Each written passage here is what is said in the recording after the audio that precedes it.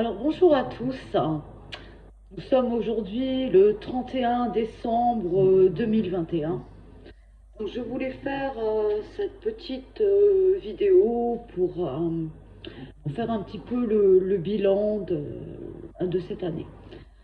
Alors chacun d'entre nous, on a pu la vivre différemment, hein. Moi je sais que personnellement ça a été une année où les émotions les plus joyeuses se sont mêlées aux émotions les plus tragiques et les plus tristes.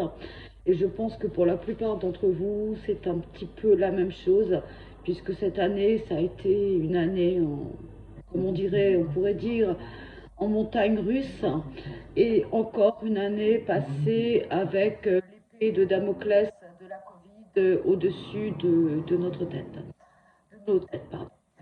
Alors, qu'est-ce qu'il faut retenir de cette année? Bon, déjà, qu'on y a survécu.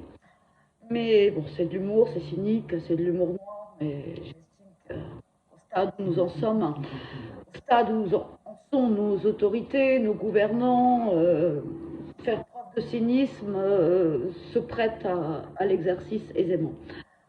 Alors, déjà, je voudrais remercier tous ceux qui, pendant cette année 2021, ont été là pour moi, euh, dans ces moments justement particulièrement difficiles, comme dans les moments les plus joyeux.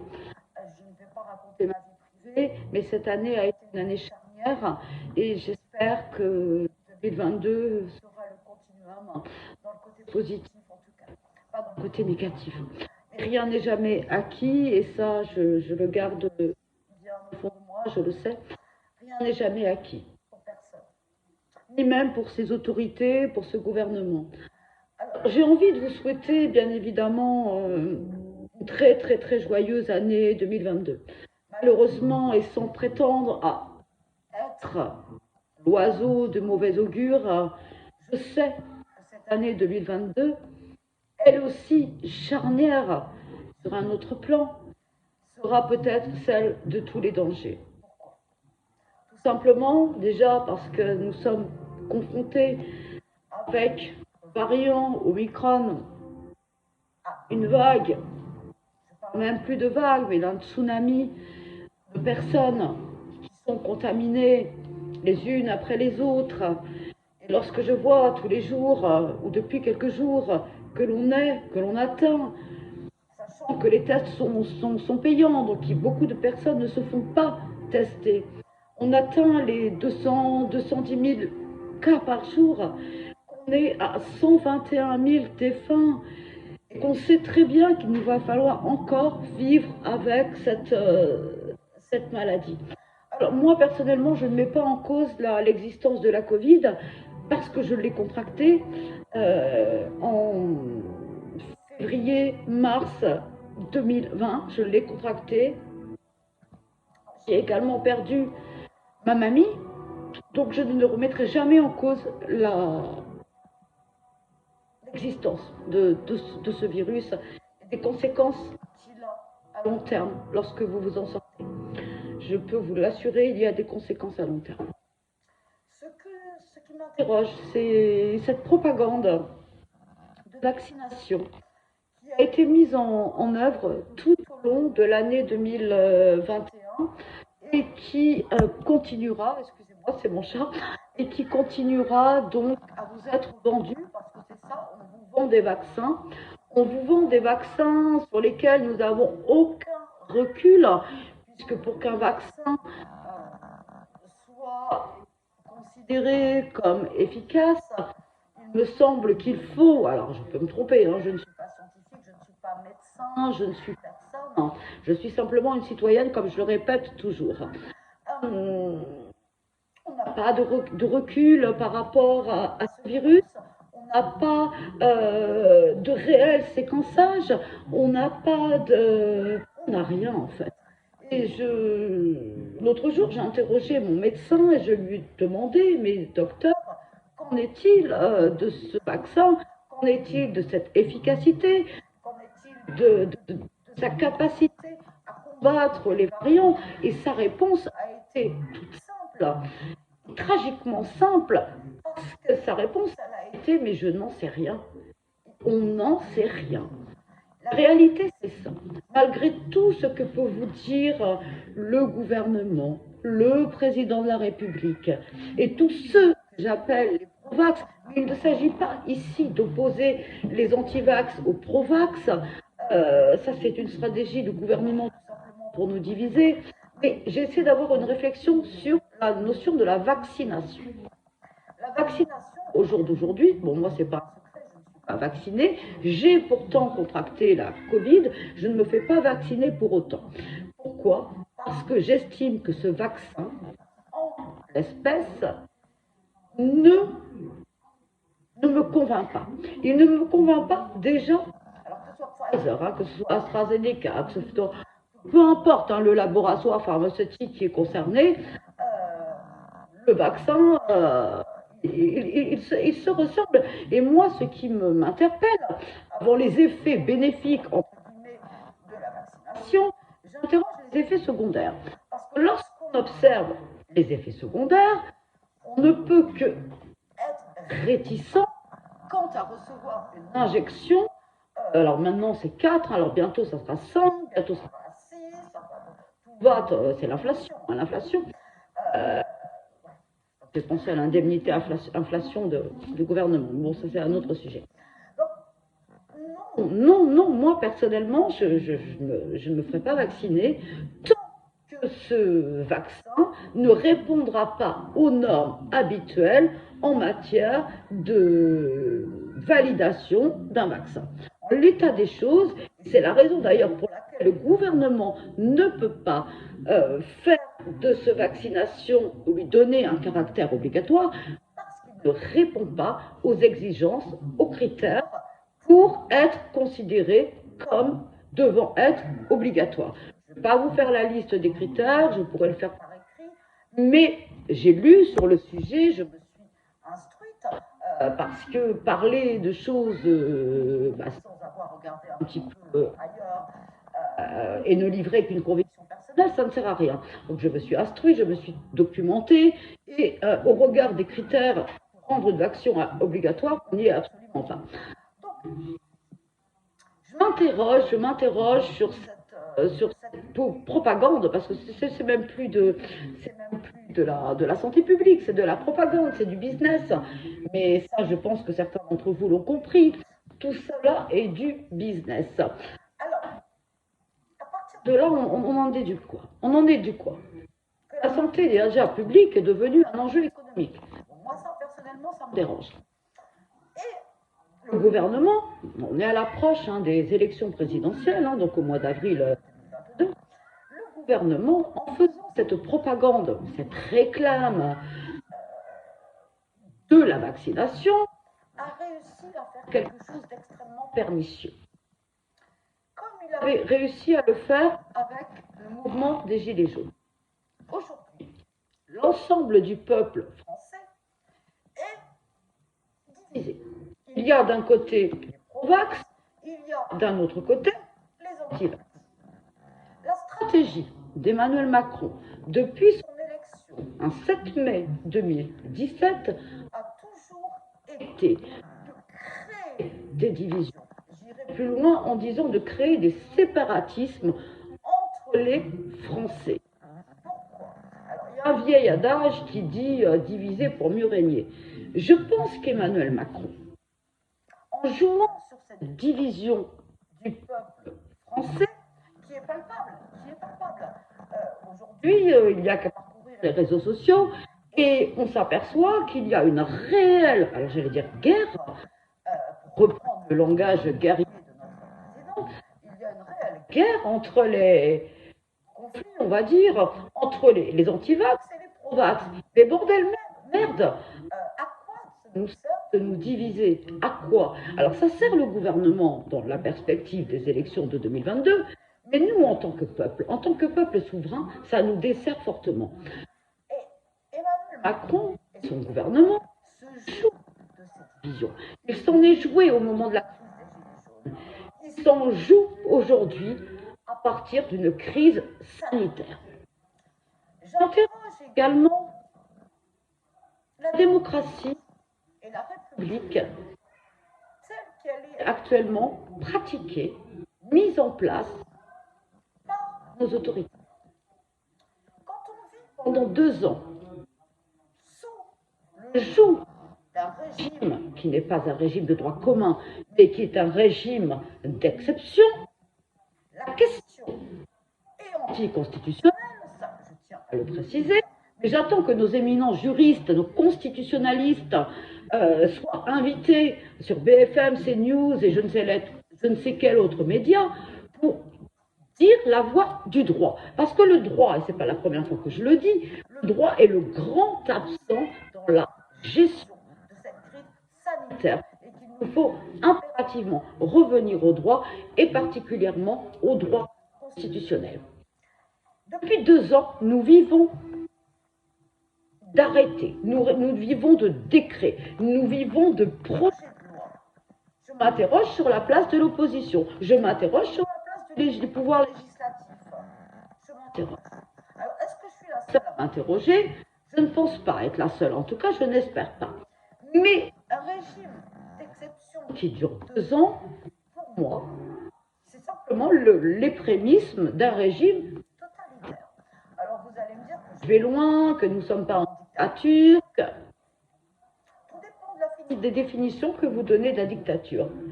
En tout cas, nous sommes dans un régime de l'inique, nous sommes dans un régime de l'arbitraire, et on peut actuellement se poser la question. Allez, j'y vais, puisque j'ai mes chats qui s'amusent.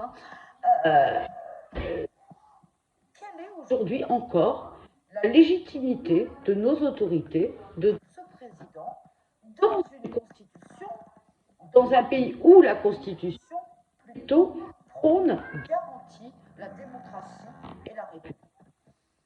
On me démontre aujourd'hui, en 2021, ce jour-là, 31 décembre 2021, en quoi nous sommes encore en démocratie républicaine. Quid de nos libertés sur le plan individuel, sur le plan collectif? Quid de ces libertés-là? Alors, sous couvert de cette crise sanitaire, dont je nie absolument pas l'existence, je le réitère, sous couvert de cette crise sanitaire, on atteint à nos droits les plus fondamentaux. Combien de temps cela va-t-il durer? Combien de temps? Alors, beaucoup de choses dans la politique de ce gouvernement, donc orchestrée par Emmanuel Macron, devraient tomber sous le coup de l'inconstitutionnalité. Alors, j'interpelle le Conseil constitutionnel, j'interpelle les sages. Qu'attend-il pour donner un avis, pour émettre un conseil? Peut-être ne sont-ils pas interrogés, je ne sais pas. Peut-être faut-il attendre une question prioritaire de constitutionnalité pour qu'on disserte autour de la notion de constitutionnalité des décisions mises en place. Alors, je parle en des termes juridiques, je m'en excuse, mais je ne peux pas parler autrement. Et je regrette profondément ce silence de nos juristes. Alors, bon, moi, effectivement, je suis juriste, mais je n'ai absolument ni la notoriété, ni la lisibilité qui me permettrait d'intervenir sur un plateau TV pour dire le droit. Nous sommes hors du droit. Quand une société est hors du droit, quand un État et ses représentants se mettent délibérément hors du droit, c'est quoi? Alors oui, effectivement, moi j'emploie le mot sans crainte des conséquences. Je pense que nous sommes dans un...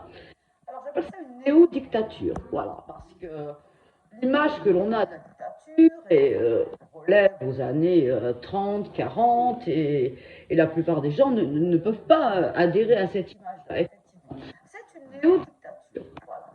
Et Emmanuel Macron, Merlin l'Enchanteur, est passé donc d'une constitution qui prévoit et qui garantit la démocratie et la République, il est passé à ce que moi j'appelle une macro-monarchisation de notre État.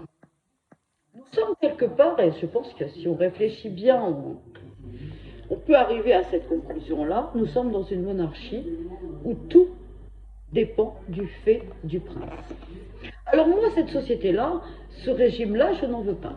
Alors l'autre jour, c'est marrant parce que bon, j'étais sur Facebook et bien entendu, j'exposais mon point de vue et on m'a dit mais si t'es pas contente, tu pars. Pardon. Non, je ne quitterai pas mon pays, je ne quitterai pas la France, tout simplement parce que la France est en train de tomber dans un régime que je n'approuve pas. Non. Voilà. Donc c'est pas à moi de partir. Je ne pense pas que ce soit à moi et aux gens qui pensent comme moi de partir. Non, ce sont aux autres de partir. Donc 2022 et cette élection présidentielle va être un moment charnière. Elle va décider, et je pense ne pas me tromper, elle va décider d'un nouveau modèle de constitution, qu'il soit officieux ou qu'il soit officiel. Je crains énormément quant à la nature du prochain quinquennat. Je crains à de multiples titres. Je n'ai pas de solution. Je n'ai que des réflexions. Je n'ai pas de vérité absolue. Je n'ai que ma manière de voir les choses. Cette année 2022 qui arrive, le jour d'après, dirait Emmanuel Macron. Alors pour ceux qui ne me connaissent pas, il faut savoir que j'ai milité, oui, non, je l'avoue, je me confesse ce jour, j'ai milité pendant 2 ans, un peu plus, dans les coulisses de La République En Marche, avant de m'en séparer avec perte et fracas en février 2019, j'ai milité. Aujourd'hui, de ce que je sais, de ce que j'ai observé, de ce que j'ai vécu lorsque j'étais au sein de La République En Marche, je ne souhaite pas qu'Emmanuel Macron soit réélu. Malheureusement, où est l'alternative? Où est l'alternative? Est-ce que les Français ont besoin d'un électrochoc pour penser à nouveau l'intérêt général, pour penser à nouveau l'idéal? Tous ces repères que nous n'avons plus, toutes ces questions que nous ne nous posons plus. Parce qu'au-delà de la responsabilité de nos gouvernants, de nos autorités, de nos députés, de nos sénateurs, il faut aussi peut-être que nous nous posions la question de ce que nous avons fait ou n'avons pas fait pour en arriver là. Il est facile, bien trop aisé, de pointer systématiquement les politiques, enfin bon, les politiciens en l'occurrence, que de nous remettre nous-mêmes en question en tant que citoyens. Qu'avons-nous fait pour maintenir le lien social? Qu'avons-nous fait pour maintenir notre devise, l'égalité, liberté, fraternité? Bon, je ne l'ai pas dit dans l'ordre, mais les mots sont là. J'ajouterai solidarité. Qu'avons-nous fait? Regardons-nous aussi. Et il y a un autre proverbe qui dit que finalement le peuple a les dirigeants qui méritent. Est-ce que nous méritons réellement Emmanuel Macron? Ma réponse à moi, elle est claire, elle est non. Alors, j'aurai des choses à vous dire, mais je ne pense pas que ce soit le bon moment. Je parlerai de la Macronie en temps et en heure, parce que je n'ai pas oublié, et que j'ai toujours dit que je révélerai les choses avant l'élection présidentielle, ce que je ferai, et peu importe les risques, je voulais simplement vous inviter à réfléchir sur ce qu'est notre société aujourd'hui, sur ce que nous sommes en tant qu'hommes avec un grand H, ce que nous partageons encore de commun, de ce qu'est devenue notre condition humaine. Qui sommes-nous? Alors nous sommes des consommateurs, nous sommes des clients, nous sommes des numéros, des codes barres, des QR, ça ok. Mais au-delà, qui sommes-nous? Alors j'en appelle à la raison. Bon, je ne vais pas vous faire du Kant, mais j'en appelle à la raison. Et j'aimerais qu'on se remette en cause. Qu'on se remette, nous, citoyens, en cause. Il y a encore, à mon sens, alors il nous reste très peu de temps, mais il y a encore une possibilité de créer un commun. Non pas un collectif, mais un commun. Un commun. C'est ce que j'aimerais faire. J'ai essayé de le faire. Mais quand vous commencez à parler d'humanisme, de la condition humaine, de la philosophie des Lumières, parce qu'Emmanuel Macron, il a beau se revendiquer de la philosophie des Lumières, qu'il en est à milieu. Alors, je sais que je suis peut-être dans un monde, dans une conception que d'autres ne partagent pas, et c'est tout à fait leur droit, mais j'estime que nous devons revenir à l'essentiel. Et l'essentiel, c'est l'homme, avec un grand H, en tout ce qu'il a de bon et de moins bon. Je pense que la refondation de l'État, de notre société, ne se fera pas sans d'abord une remise en question du peuple français que nous sommes, et aussi sans retour sur la conception d'être homme avec un grand H. Je ne fais pas la distinction entre homme et femme, j'estime que c'est une distinction qui n'a pas lieu d'être. Et là, je pourrais vous parler des féminicides, ce gadget de Chapia là, qui me fait bondir. Je ne le ferai pas parce que ce n'est pas le moment et que je voulais passer à un autre message. Donc 2022 sera une année, alors je vais répéter le mot, mais charnière. Charnière à de multiples égards. Je ne sais pas l'issue, j'en connais pas l'issue, je ne suis ni Cassandre, ni Madame Soleil, ni je suis personne. Je crains beaucoup de cette année 2022. Alors, bon, faire un petit peu d'humour, 2022 c'est une année en 6, 2 plus 2 plus 2 égale 6. 6 c'est quoi? C'est simplement le chiffre du diable. Alors là je fais dans la numérologie, astro, etc. Bon, tout ce que vous voulez, mais parfois dans le symbolisme, il y a une certaine réalité, une certaine vérité. Je pense réellement que cette année 2022 est une année à grand risque pour les citoyens français. Et au-delà, pour Winnie, je vous présente Winnie, je vous laisse mêler à la discussion. Ça serait intéressant d'ailleurs de savoir ce que les chats pensent de tout ça. Voilà. Je sais, je vais me faire moquer de moi, mais c'est pas grave. L'autodérision, ne vous prenez jamais au sérieux également, c'est très très très important. Ne vous prenez jamais au sérieux, remettez-vous en question de manière permanente et pratiquez le doute, pratiquez le questionnement, interrogez-vous. Mais voilà, 2022, je vous souhaite une excellente année, c'est pas le propos, mais elle ne sera bonne que pour une certaine partie de la population. Et j'ai l'habitude de dire qu'on est passé de la lutte des classes à la lutte des castes. Des castes. Tout est fait actuellement par l'élite, pour l'élite. Qu'est-ce que l'élite?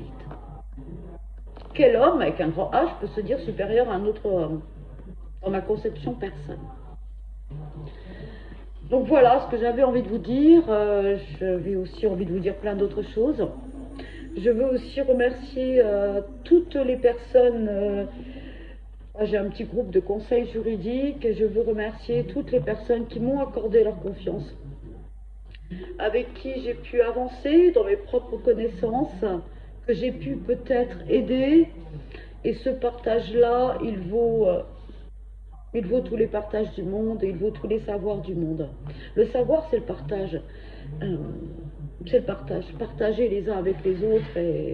Alors, bon, je ne fais pas des références à des versets bibliques ou quoi que ce soit. Je suis athée, profondément athée. Mais j'en appelle à vos humanismes respectifs. Et alors, vous allez peut-être penser que je me prends pour... voilà, avec mes envolées lyriques, mais je suis comme ça et je remercie tous ceux qui m'ont permis d'avancer aussi dans ma connaissance des choses, dans ma propre remise en question. Et voilà, il faut à un moment donné faire ce cheminement de la remise en question. Je l'ai fait, je continue à le faire. On n'en sort pas forcément indemne, mais de l'obscurité naît la lumière. Bon, sur ce, je pense que j'en ai suffisamment dit. Beaucoup ont déjà sûrement interrompu cette petite vidéo. Peu importe, prenez soin de vous, prenez soin de vous. Et s'il vous plaît, n'alimentez pas cette division entre pro-vax et anti-vax. C'est de la stratégie politicienne et pour avoir travaillé dans les coulisses de la REM, je peux vous dire que c'est là, avec LA en majuscule, la stratégie de communication et de gouvernement de ce président, c'est la division. Alors ne nous divisons pas et j'ai envie de vous tendre la main et que vous la preniez pour qu'ensemble nous finissions 2021 et nous commencions 2022 qui, dans quelques heures, va arriver à nous. Alors ça, c'était Minus. Je vous présente mes chats en même temps. On apprend beaucoup des chats, hein, beaucoup des chats. Et d'ailleurs, un chat à l'Élysée, pourquoi pas. Voilà. On a bien YMCA. Non, j'en dirai pas plus. Ça sera pour un autre live. Donc, merci beaucoup. Alors, je fais des vidéos par le biais de YouTube, parce que je répète que je suis censurée par La République En Marche pour effectuer des lives à partir des réseaux sociaux. Donc, j'utilise ma chaîne YouTube pour faire passer des messages. Ça aussi, hein, la liberté d'expression des opposants à la République En Marche, ça mériterait quand même d'être souligné. Hein. Personnellement, j'ai eu 13 comptes Facebook désactivés, j'ai eu des menaces de mort et mon téléphone est complètement brouillé dès lors que je veux faire un live. Voilà, donc je suis obligée d'user de subterfuge. Je suis blonde, mais j'ai oublié d'être bête. Voilà, donc, excellente fin d'année, soyez heureux. Et j'ai une pensée également particulièrement profonde envers tous ceux qui sont dans la souffrance, dans la solitude, tous ceux qui aujourd'hui pleurent parce qu'ils ont perdu un proche, tous ceux qui sont dans la détresse, tous ceux qui sont dans les rues, tous ceux que l'on relègue. Pour tout cela, j'ai une pensée. J'ai une pensée également pour tous ceux que l'on stigmatise du fait de leur religion ou de leur orientation sexuelle. Cela va à l'encontre de tous mes principes. Alors ce monde, il peut être beau, il suffit de le vouloir déjà. Rêvez-le, osez le rêver. Parfois, les rêves deviennent réalité. Je vous remercie, je vous souhaite une excellente fin d'année. Et puis je vous dis à très bientôt en 2022. Merci encore pour ce que vous m'avez apporté cette année. Merci beaucoup. Spéciale dédicace également à mon compagnon qui m'a soutenu toute cette année où j'ai eu à faire face à des choses extrêmement difficiles. Voilà. Donc une spéciale dédicace à lui et à tous ceux qui ont été là. Je vous remercie, prenez soin de vous, soyez solidaires les uns des autres, regardez celui d'à côté qu'on ne regarde plus, tendez la main. Parfois, cette main que vous tendez, vous en avez une autre qui arrive. Pour moi, c'est ça la France. C'est ça la France. C'est cette France-là que m'a appris mon grand-père, combattant au sein de l'armée de la française. Alors, on va finir en beauté. Vous voyez, ça c'est le chat de ma vie. Il s'appelle Maxou. Alors, Maxou, il n'aime pas trop les vidéos. Et ce chat-là, oui mon bébé, tu étais en direct. Alors tu vas être célèbre, tu vas être célèbre. Ce chat-là, il est juste extraordinaire. Et merci à toi aussi, mon petit Maxou. Bon, mon ami dit qu'il est un peu obèse, mais enfin non. Non, on va faire comme j'aime. Mon bébé, tous les deux, eh bien on vous souhaite une... Oh, bah, attends, c'est bientôt fini. On vous souhaite une excellente soirée, un réveillon heureux, malgré tout. Gardez l'espoir et vive Maxou, hein? Merci à tous. Au revoir. Maxou, tu fais au revoir? Tu fais au revoir? Tu fais au revoir, mon bébé? Voilà. J'ai pas eu la chance d'avoir d'enfants, mais j'ai des super petits chats. Voilà. Au revoir. Et merci encore. Réfléchissez à ce que je dis, même si j'ai absolument aucune vérité et que je ne suis personne. Je suis juste moi, Gaylor Richardot. Voilà, c'était mon petit quart d'heure de gloire. Comme disait Andy Warhol, hein, on a tous son quart d'heure de gloire un jour dans la vie. Donc, bon, moi, il a duré 30 minutes. Donc, merci beaucoup. Et puis, en 2022, si les choses se veulent bien, merci beaucoup encore. Bien à vous et merci.